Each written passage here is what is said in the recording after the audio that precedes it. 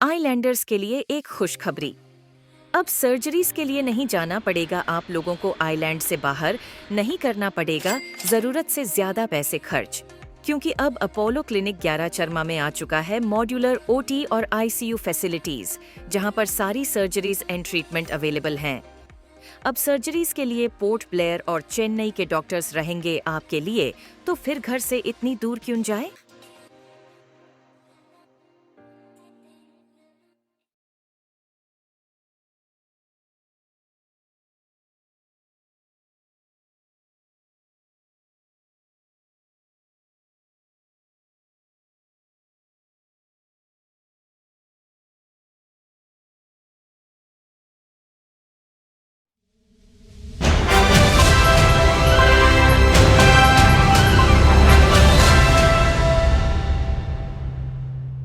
सलाम, praise the Lord. देखिए, meeting आज इसलिए यहाँ पे रखा गया है क्योंकि कुछ दिन से सोशल मीडिया व्हाट्सएप में आप लोगों ने देखा होगा कि हमारे जो एमपी है विष्णुपद राय जी, उनका ये बोलना है कि आज के तारीख में अंडमान में जो भी वासी है, आइलैंडर्स है, उनको ओबीसी मिलना चाहिए।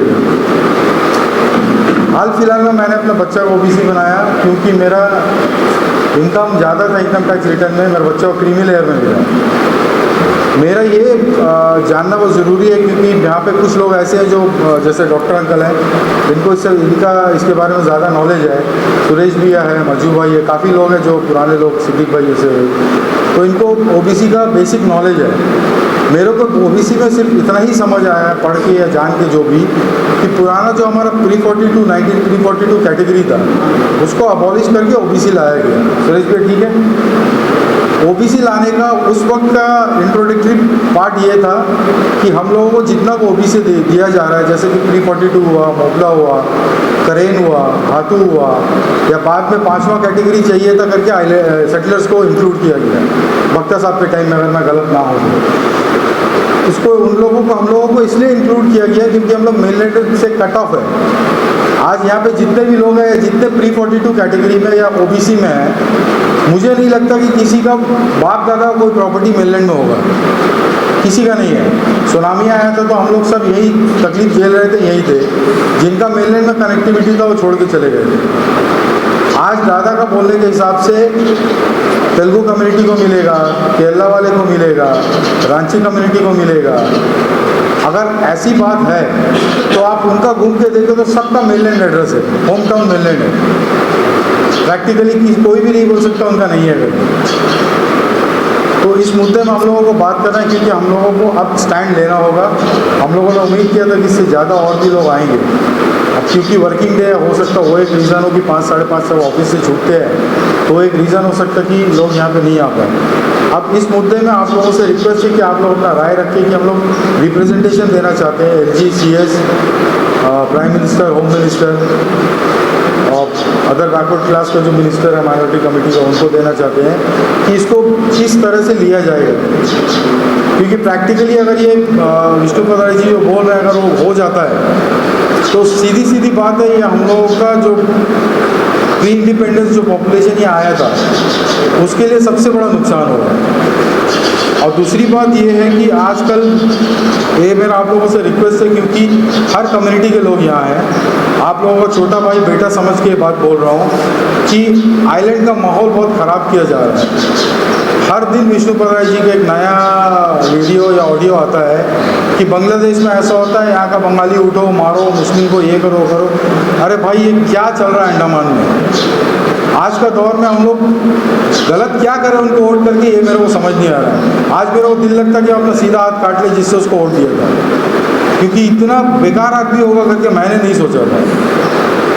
और आज के तारीख में जो माहौल क्रिएट किया जा रहा है, आप लोग प्लीज़ इसको बढ़ के आगे स्प्रेड कीजिए कि अंडमान एक मिनी इंडिया है। आज हम लोग ईद में जाते हैं, वो लोग हमारे यहाँ दिवाली में त्यौहार में आते हैं। इसको ये भाईचारा कहीं ख़त्म ना हो, ये सबसे बड़ा बात है। जिस दिन ये ख़राब हो गया ना, हम लोगों का आइलैंड में रहना बहुत दुभर हो जाएगा। काफ़ी लोग, आप बिलीव नहीं करेंगे, कई लोग तो मेरे अपने एडवोकेट फैकल्टी के उन लोगों ने बोला राकेश जी क्या हो रहा है। कुछ लोग हैं जो हम लोगों का बाकी एसोसिएशन को उन लोग कॉल करके बोल रहे हैं। मगर मैं फिर घूम फिर के आप लोगों को एक ही बात बोल रहा हूँ, आप लोगों ने प्रेसिडेंट का एक दायित्व दिया है, मैं कहीं भी खड़ा होकर कुछ भी करने को तैयार हूँ। आप बोलो इसमें अगर कोई रिट पिटीशन डालना है तो भी डालेंगे, चाहते हैं इसमें कंप्लेंट देना है, हम उसके लिए भी तैयार अपना नाम से देगा, हमको किसी से कोई डर नहीं है।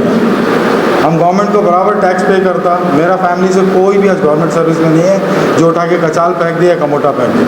तो हम किसी भी चीज़ में, किसी भी मुद्दा में जहाँ प्री-42 को नुकसान हो रहा है, आप लोग बोलो, हम आप लोग के साथ खड़ा है, हमको जो करना हम करेंगे, हम कभी पीछे नहीं हटेगा। बस यही है कि हम चाहते हैं कि आप लोग सब साथ रहें, सपोर्ट करें और आप लोग सजेस्ट करें कि हम लोग किस वे में इसको लेके आगे चले गए।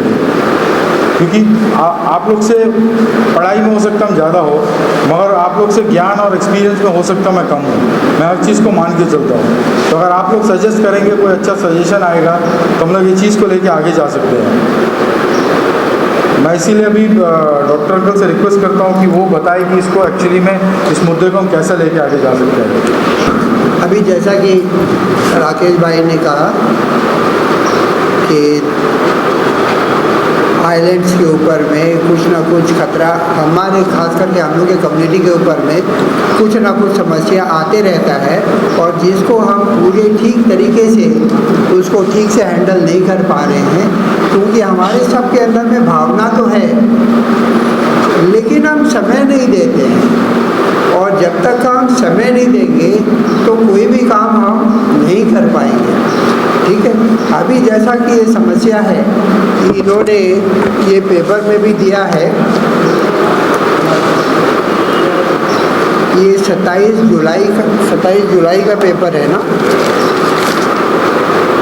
हाँ 27 जुलाई का पेपर में हमारे एमपी साहब ने ये जाके आपका होम मिनिस्टर साहब से मिले और उनसे कहा कि कुछ कम्युनिटी है, जैसे कैम्बल बे के आपका सेटलर्स हैं, मलयाली सेटलर्स हैं, दूसरे बर्मा से आए वाले लोग हैं, कचाल के आए वाले लोग हैं, हाँ, या रांची कम्युनिटी है, इनको सबको ये छूट गए थे ओबीसी में लाने के लिए, तो इनको सबको ओबीसी में लाया जाए, सबका सोशियो इकोनॉमिक सर्वे करना और इनको ओबीसी में लेके आना। ठीक है, तो यहाँ मैं आपको बताना चाहूँगा कि ये एमपी साहब कुछ भी बोले, लेकिन ये संभव नहीं है, ये उनका बस का नहीं है, क्योंकि दो बार ओबीसी कमीशन ने इनका केस को रिजेक्ट कर चुका है कि उनको नहीं मिल सकता। तो किसी के कह देने से या कहीं पर लिख देने से, किसी से मिल लेने से कुछ नहीं होने वाला है, हमें कोई डरने की बात अभी नहीं है।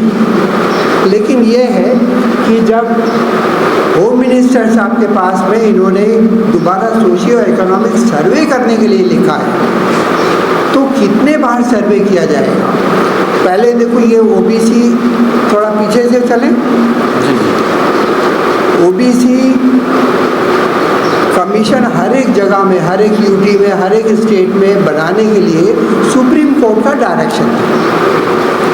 ठीक है, वो सुप्रीम कोर्ट का डायरेक्शन के ऊपर से लेफ्टिनेंट गवर्नर ने 94 में ओबीसी कमीशन बनाया, जिसका चेयरमैन कोई भी रिटायर्ड जस्टिस होगा बोल के ऐसा उन्होंने ये रखा था, और एक कमीशन बना दिया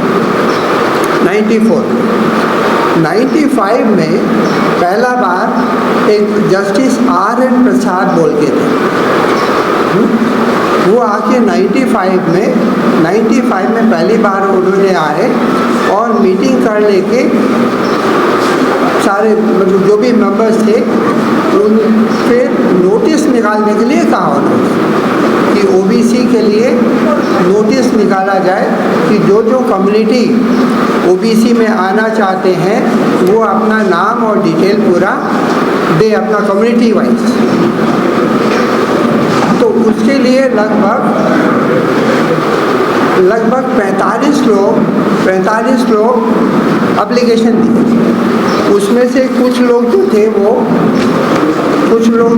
अपना इंडिविजुअल दिए, और ये ओबीसी कोई इंडिविजुअल एक आदमी का नहीं हो सकता है ना, पूरा एक कम्युनिटी या एक कास्ट वाले अपना क्लेम कर सकते हैं कि भाई हम बैकवर्ड हैं। और वो क्या बैकवर्डनेस बोले तो सोशियो इकोनॉमिक बैकवर्डनेस, मतलब पढ़ाई लिखाई में भी बैकवर्ड है हम, सोशली मतलब आप जैसा हमारी कम्युनिटी को तो बाहर वाले क्या कहते थे, कैदी के वाला, ठीक है, तो वो एक स्टिग्मा था हमारे पूरे कम्युनिटी के साथ में कि भाई ये कैदी का औलाद है, तो ये हमारे साथ में जुड़ता था। मेल एंड वाले हमारे बच्चों से शादी करना भी नहीं चाहते थे, है ना, उसके लिए भी उनको ऑब्जेक्शन था। हमारे पूरे कम्युनिटी को थोड़ा नीचे नज़र से देखा जाता है। तो वो क्या है कि सोशल बैकवर्ड। उसी तरह इकोनॉमिक, यहाँ पर कोई बड़ा फैक्ट्री वगैरह नहीं है, कोई दूसरा इनकम का जरिया नहीं है, ठीक है, तो वो सोशल इकोनॉमिकली भी हम लोगों से गरीब रहे। और दूसरा मेनलैंड का फैसिलिटी भी हमारे पास में नहीं है, इसलिए एजुकेशनली भी, पढ़ाई लिखाई में भी हम पीछे रहे। आज तक भी हम पीछे हैं।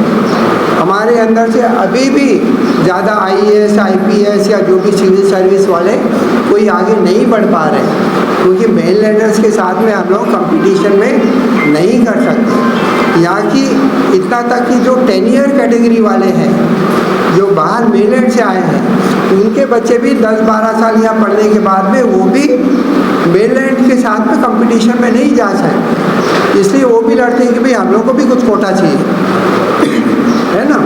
तो जो भी अंडमान के कंडीशन में रहता है वो पिछड़ा हो ही जाता है। तो इसके लिए ओबीसी कमीशन जो पहला नोटिस दिया 95 में, और 96 में सारे लोगों का जो भी है सर्वे वगैरह करके वो बात को आगे बढ़ाए। और चलते चलते 2005 में 25 दिसंबर 2005 में 5 कम्युनिटी को वो ओबीसी डिक्लेयर किया, ठीक है। 5 कम्युनिटी में हम लोग थे प्री 42 कम्युनिटी, लोकल बॉन्ड, मोबलास, बातूस और करेज, ठीक है। ये 4 का हक बनता है कि ओबीसी में आना, क्योंकि पूरा गवर्नमेंट ऑफ इंडिया का कानून है कि जो जहाँ का निवासी है वो ही ओबीसी में आ सकता है या कोई भी रिजर्वेशन कैटेगरी में आ सकता है। और जो लोग बाहर से आते हैं वो जो स्टेट में से चलते हैं, ओरिजिनली जो स्टेट के होते हैं उस स्टेट में ही उनको रिजर्व कैटेगरी में डाला जा सकता है, चाहे ओबीसी हो, शेड्यूल कास्ट हो, शेड्यूल ट्राइब हो, वो अपना स्टेट का हो सकते हैं। लेकिन जहाँ वो जाते हैं उस जगह में उनको नहीं मिलेगा। ये पूरा गवर्नमेंट ऑफ इंडिया का कानून है, DOPT का कानून बना हुआ है कि एक जगह से दूसरा जगह माइग्रेट करने से जहाँ अपना ओरिजिनल स्टेट है वहाँ पर रिजर्वेशन मिलेगा, जहाँ माइग्रेट होते हैं वहाँ नहीं मिलेगा, ठीक है। तो आज़ादी हम कट ऑफ ईयर ले सकते हैं, आज़ादी 1947, असल में तो अभी हम लोग को प्री 42 बोलते हैं। प्री 42 इसलिए बोलते हैं कि 42 में जापान हम लोग के ऊपर में कब्जा किया और 42 तक ही पेनल सेटलमेंट हुआ। उसके बाद में कोई सेटलमेंट अंडमान में पेनल सेटलमेंट नहीं हुआ, इसलिए 47 के बजाय 42 जो है वो कट ऑफ ईयर माना गया। तो उसके बाद में जो लोग भी आए वो सब बाहर से आए, ठीक है। लेकिन इन्होंने बंगाली सेटलर्स को केस को कंसीडर किए, बंगाली सेटलर्स का ये कह के कि ये लोग जो है वो इस पाकिस्तान से आए हुए हैं और वापस किसी एक हिंदुस्तान का स्टेट में नहीं जा सकते। उनका अपना कोई स्टेट नहीं है जहां उनको भेजा जा सके या जहां पर वो अपना रिजर्वेशन क्लेम कर सकते हैं। उस ग्राउंड में ओबीसी कमीशन ने बंगाली सेटलर्स का, पोस्ट 42 बंगाली सेटलर्स का कंसिडर किया। नहीं तो खाली सन ऑफ द सॉइल जो जहाँ का निवासी है उनको ही रिजर्वेशन मिल सकता है। मैं क्या Suresh Kumar, state president BJP OBC Morcha Andaman Nicobar आया। ये हमारे ऊपर अभी जैसा राकेश भाई ने, डॉक्टर साहब ने बताया है, एक ज़बरदस्ती का हमारे ऊपर में एक नहीं होने वाला चीज़ को थोपा जा रहा है हमारा MP साहब के द्वारा। पहली बात तो Andaman Nicobar island mini India के नाम से जाना जाता है। बाहर जो भी लोग बोलते हैं वो मिनी इंडिया ही बोलते, पहले काला पानी बोलते थे, आज इन दिनों मिनी इंडिया बोलते हैं। मिनी इंडिया इसलिए बोलते हैं कि यहाँ पे हर जाति के, हर धर्म के लोग बसे हुए हैं। दूसरी बात, जो ओबीसी का मुद्दा है, ये नहीं होने वाला मुद्दा है। ये पॉइंट को लेके मैं ओबीसी के जो हमारे ओबीसी कमीशन के चेयरमैन है हंसराज अहीर जी, उनसे मैं पर्सनली मिला हूँ। उसने इस चीज़ को नकार दिया, इनकार कर दिया। उसने पूरा अंडमान निकोबार आइलैंड का जो यहाँ ओबीसी दिया हुआ है, एक टोपोग्राफी को देखते हुए दिया हुआ है, जो पुराने बसे हुए लोग हैं, जिसमें प्री-42 ओल्ड इनहेबिटेंट्स, प्री-42 मोपला, भातु, क्रेन, ये 5 वर्ग को ओबीसी दिया हुआ। और अभी जो हमारे एमपी साहब बोल रहे हैं कि जो बाहर से और लोग आ गए उन सबको भी ओबीसी देंगे, वो अपने अपने जगह में उनका एक सदस्यता है। कोई ओबीसी में है, कोई माइनॉरिटी में है, कोई कुछ में है, तो उसको डबल आप कैटेगराइज कैसे करेंगे? पहली बात। दूसरी बात, हम लोगों का जो हक ये छीनने का कोशिश कर रहे हैं, ये हक हमारे हाथ से ना छीना जाए, इसके लिए हमें लोकल बॉर्न एसोसिएशन को मजबूत करना होगा। नहीं करेंगे तो हम कहीं का नहीं रहेंगे। हमारा पास थोड़ा बहुत जो हक है, हमारे बच्चों को थोड़ा बहुत जो सीट मिलते हैं पढ़ाई लिखाई करने के लिए, आगे जाने के लिए, वो सब हमारे हाथ से चला जाएगा। तीसरा मोस्ट इम्पॉर्टेंट थिंग, कि अंडमान में कभी भी जाति भेदभाव ये चीज़ नहीं हुआ है, तो इन दिनों सुनने में आ रहा है। ये गलत है, ये नहीं होना चाहिए। कि हिंदू के घर में मुस्लिम बेटियाँ आती है और मुस्लिम के घर में हिंदू बेटियाँ जाती है, तो आपस में सब मिलजुल के रहते हैं यहाँ पे। वो चीज़ को हमको बाइकआउट करना चाहिए। अरे भाई, हमारा अंडमान निकोबार आइलैंड में बहुत सारा मुद्दा है ना, इलेक्ट्रिसिटी है, रोड है, पानी का मुद्दा है। अभी बारिश है, पानी मिल जाता है, थोड़ा दुष्काल पड़ने दीजिए, फिर वही 7-8 दिन के बाद पानी मिलेगा। हमारा एमपी साहब वो सारा मुद्दा क्यों नहीं उठाते? उनको वो सारा मुद्दा उठाना चाहिए। हम पूरा डिपेंड करते हैं, मेनलैंड से सब्जी आता है तो हमको सब्जी मिलता है, नहीं तो प्याज 80 रुपया किलो हो जाता है, अंडा के साथ 10 रुपया पीस हो जाएगा। वो सारे मुद्दा क्यों नहीं उठाते? उनको इसमें अपना दखलंदाजी देने की क्या ज़रूरत है?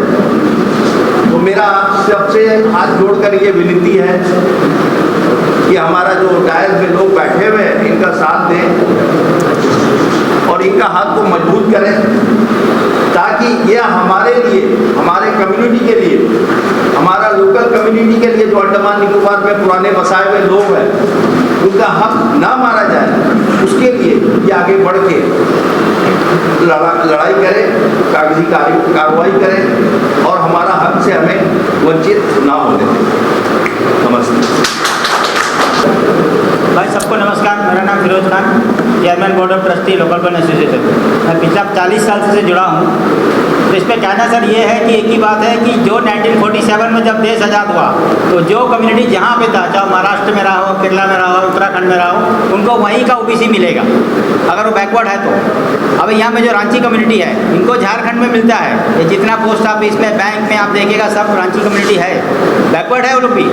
इसी तरह तमिलनाडु से जो है, जो श्रीलंका में जो सेक्टर कच्चाल में है, जिनको मतलब बहुत बार आपको मालूम होगा, जो भक्ता को बांध भी दिए थे लोग, उनका लेकिन प्री-42 के लिए कट ऑफ डेट 1947 ही है।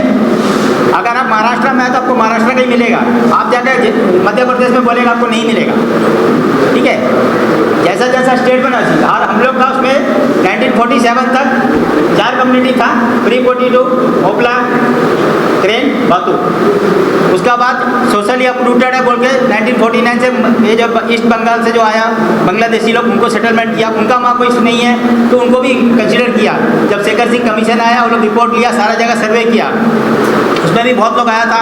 हम लोग को जब मिला उसका बाद फिर मलयाली सेटलर में केस किया, डॉक्टर तुलसी केस करा, उसमें हम लोग को स्टे हुआ, फिर सेक्रेटरीट में फिर लड़ाई हुआ, फिर हम लोग उसको केस में गए, तो फिर दोबारा ये हुआ कि अभी अगर ये बोलेगा अभी इसको डाल दो, मच्छी वाले को डाल दो, वो कोई लेबर आता कल को बोलेगा जो बातों बस्ती में लेबर बैठा उनको भी डाल दो, वो सब होने वाला नहीं है।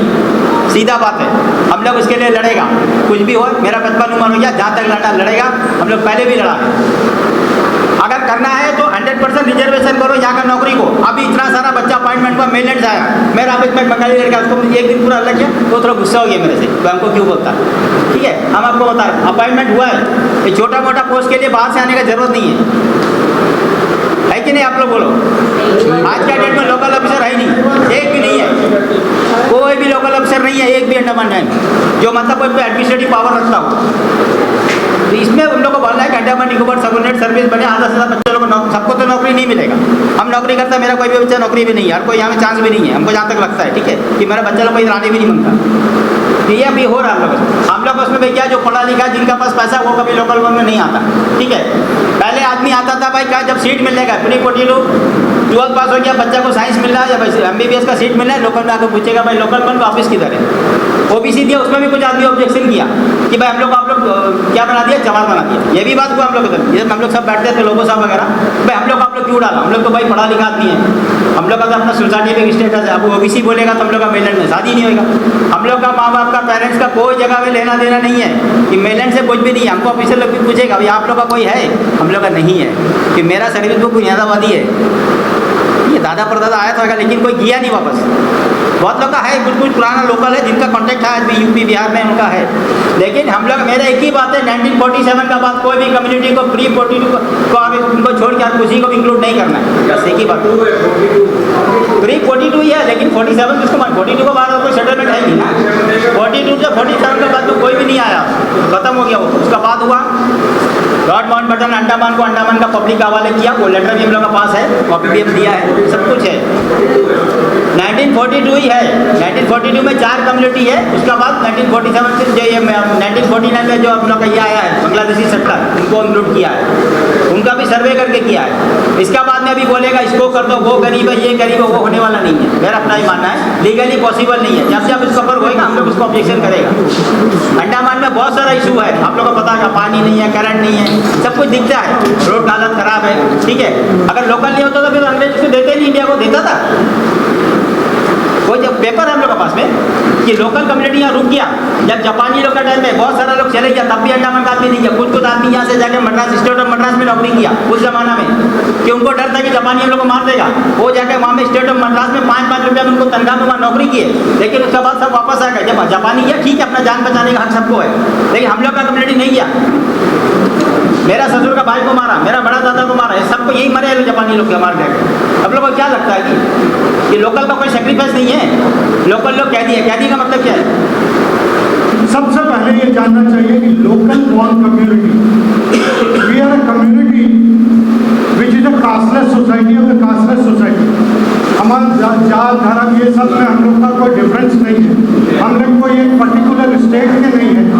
ठीक है, अभी जैसा तेलुगु लोग थे, आप सुनिए, जैसा तेलुगु कम्युनिटी जब इकट्ठा हुए तो देवर और तेलुगु, आंध्रा के थे, तमिल थे, तेलंगाना के थे, बट देवर और तेलुगु, तो दे यूनाइटेड, उनका अपना एक संस्था है। हमारा समय के साथ साथ जो लोकल बॉर्न एसोसिएशन है, क्योंकि हमारा मतलब का ये जो भी रहा, हमारा संस्था थोड़ा कमज़ोर पड़ गया। क्यों कमज़ोर पड़ गया?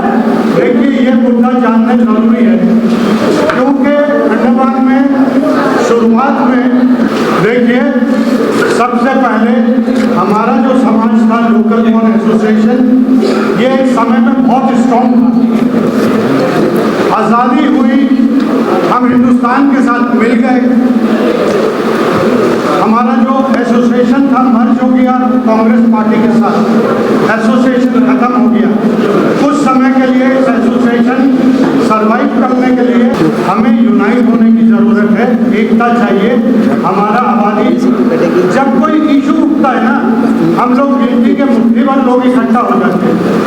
ओके, एक 10 मार्च जो हमारा ओरिजिनल डे है, landing of the freedom fighters, उसी दिन हम लोग ठीक से इकट्ठा नहीं होते चाटम में, और शाम को एक कल्चरल प्रोग्राम होता तो उससे ज़्यादा गैदरिंग हो जाता। ओके, लेकिन ऐसा नहीं है, हमें मिल के एक हल निकालना है कि भैया हमको समय समय पे मिलना है, कार्यक्रम करना है, सो दैट हमें हर एक का अपना अपना इंटरेस्ट होगा। वेस्टेड इंटरेस्ट सबका एक तरह नहीं होगा, हर एक का अपना अपना होगा। हमारा इतिहास दूसरे तरह का है। हमारा इतिहास जो है बहुत it's in a very delicate position now. Okay, हमें क्या होता है जब इशू हम लोगों ने, ठीक है, हम लोगों ने शुरू में गलतियां की है, मानते हैं। हम लोग अपने संस्था को स्ट्रॉन्ग नहीं कर पाए, हमारे समाज को स्ट्रॉन्ग नहीं कर पाए, लेकिन अभी भी कुछ बिगड़ा नहीं। हम चाहे तो अपने आप को इकट्ठा कर सकते हैं, मजबूत कर सकते हैं। ये उदाहरण लकड़ी का ये सब दे के फायदा नहीं है, वो सब किताबी बातें हैं। We have to unite together, ठीक है। लड़ झगड़ के आपने कुछ नहीं किया, आपने क्या किया, आपका शक्ल नहीं देखा, फॉरगेट ऑल दैट। मुद्दा मौका मिला है यूनाइट होने का। OBC is one issue for a larger welfare of the community, but उसके साथ साथ हर एक व्यक्ति जो है ओबीसी लेके या सीट का मुद्दा लेके यहाँ आके इकट्ठा नहीं होगा। हमें कुछ और करने की जरूरत है। समय समय पे हमारा एक्टिविटीज बढ़ना है। We have to unite the organisation, involve the younger generation, youths को इन्वॉल्व करना है, यंगर जनरेशन को इन्वॉल्व करना है, एल्डर्स को इन्वॉल्व करना है, सबको इन्वॉल्व करने के लिए। अब ये ओबीसी का मुद्दा उठ गया तो हम इकट्ठे हो गए, सीट का मुद्दा आ गया तो हम आ गए। बाकी समय हम क्या करते हैं? बाकी समय हम क्या करते हैं? हमें ये सोचना है कि अब हमें क्या करना है टू यूनाइट। एक कम्युनिटी जो हमारे एसोसिएशन के अंदर था, एक कम्युनिटी जो हमारे वेलफेयर, एक ही नहीं, दो दो तीन तीन community, current community was a part of the local born association, अपना संस्था बना के अलग काम करते हैं। मोपला वेलफेयर एसोसिएशन अलग काम करता है। उन लोगों ने देख लिया ये लोकल बॉर्न से कुछ होता नहीं है, हम लोग अपना वेलफेयर करेंगे। वो वेलफेयर कर रहे हैं अपना और उठ गए ऊपर। हम लोग उनको लेके आते हैं अपने साथ भीड़ बनाने को, but they are doing their job separately. We have to reorganise the local born association, do some activities regularly. सबका इंटरेस्ट सब चीज में नहीं हो सकता है। हमें समय समय पे sports, cultural, literary activities, dramatics activities, ये सब जिसका जिसका जो है वो सबको लेकर के हमें यूनाइट होना है। हम बार बार ओबीसी में कितने आ गए आप बताओ? लोकल बॉर्न का जब सीट का मुद्दा आएगा तो कितने आएंगे? जिनका वेस्टेड इंटरेस्ट होगा सीट के लिए वो आएगा, सीट मिल जाएगा, चले जाएगा, नहीं मिलेगा गाली देगा। ऐसा नहीं होना है। Don't blame each other. आज जितने लोग आए फ्रंट लीजिए, नेक्स्ट मीटिंग हम लोग कब करेंगे? लोकल बॉर्न का एक इशू रहेगा कि how to unite, bring in our folder. आज हमारे लोगों का कुछ अपना प्रॉब्लम होता है, वो बीजेपी का पूछ पकड़ता है, चोरी छुपे एमपी का पीछे भागता है, वो लीडर पार्टी ज्वाइन कर लेता है, कांग्रेस में घुस जाता है। ये सब जो है करने से नहीं चलेगा, दोगलापनी नहीं चलेगा। लोकल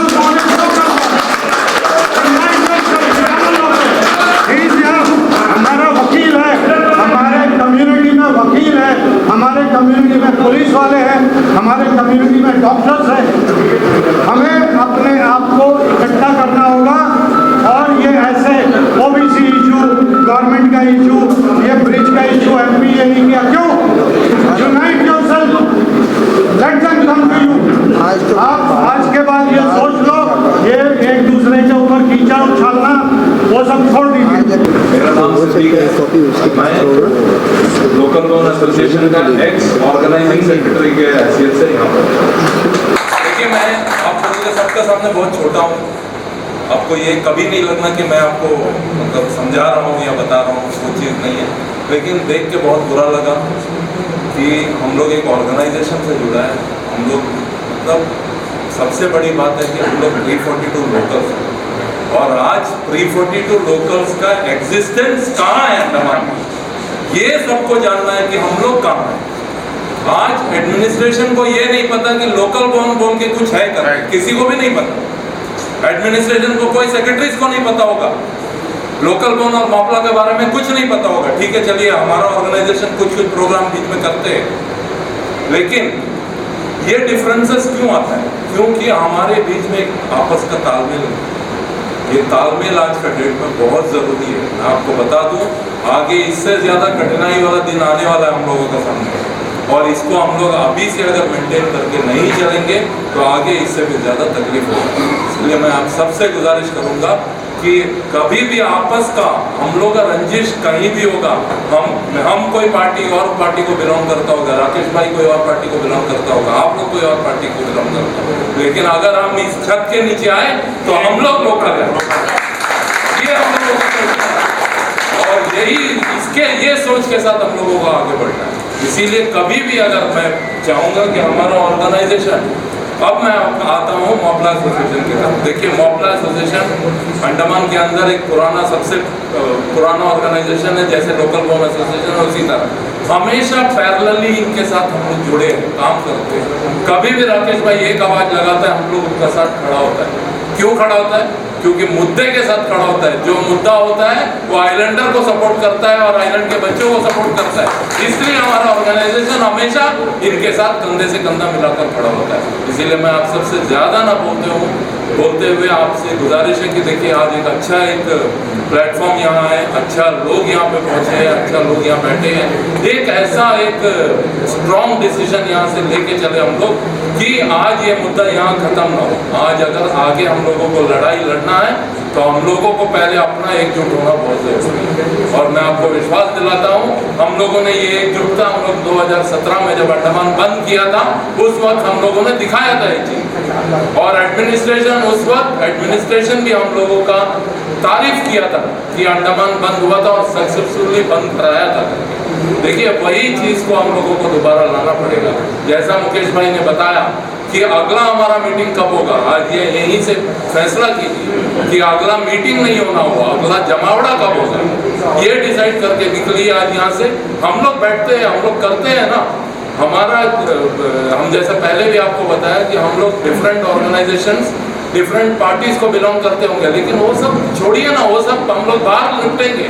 वो पार्टी में हम लोग रहेंगे, पार्टी के लिए काम करेंगे, लेकिन लोकल फर्स्ट है। हम लोग लोकल क्या है करके लोकल और एडमिनिस्ट्रेशन को और यहाँ के लोगों को बताना पड़ेगा कि लोकल क्या है। ये चीज़ आप लोग ठान लीजिए। और मैं आपसे गुजारिश करूंगा, मैं बार बार ये चीज़ बोलता हूँ, आजकल की रंजिशों को मिटा के चलो, आज भेदभाव को बुला के चलो, ये वक्त की आवाज़ है, मिल के चलो। मेरा नाम प्रिया है, मैं यहीं पोर्ट ब्लेयर से बिलोंग करती हूँ। मैं अभी कुछ 20 डेज़ पहले यहाँ का गैराचर में अपोलो हॉस्पिटल आई थी। तो मुझे 15 साल से मुझे ये प्रॉब्लम था, उसको बोलते हैं क्रॉनिक आर्टिकेरिया, एलर्जी का प्रॉब्लम है। ये प्रॉब्लम मतलब मेरा लाइफ को एकदम से स्पॉइल कर दिया था, मतलब मेरा जीने का मन ही हट गया था ये, क्योंकि मैंने ये प्रॉब्लम को लेके हॉस्पिटल बैंगलोर, फिर मैंने केरला, फिर चेन्नई हॉस्पिटल, मैंने हर जगह पे दिखाया, लेकिन मुझे इसका ट्रीटमेंट नहीं मिला था। मैंने भी मतलब छोड़ दिया था कि अब लिवोसिट्राजिन खा के मुझे जीना है। डेली लिवोसिट्राजिन मुझे लेना रहता था। अगर मैं एक दिन भी मिस करूँ, मेरे बॉडी पे पूरा हाइट्स आ जाता था, मेरा लिप स्वेलिंग हो जाता था, मेरा आई स्वेलिंग हो जाता था। फिर जब ये छोटा सा हैंड पेन के लिए मैं सर के पास आई, डॉक्टर हितेश कुमार, इन्होंने मुझे इंजेक्शन दिया और कुछ मेडिसिन दिए। ये एक मैजिक के जैसे काम कर गया, मतलब 20 डेज का मेडिसिन से उससे मैं एकदम ठीक हो गई हूँ। मतलब अपोलो हॉस्पिटल मेरे लिए तो मतलब एक वरदान बोल सकती हूँ और कुछ नहीं।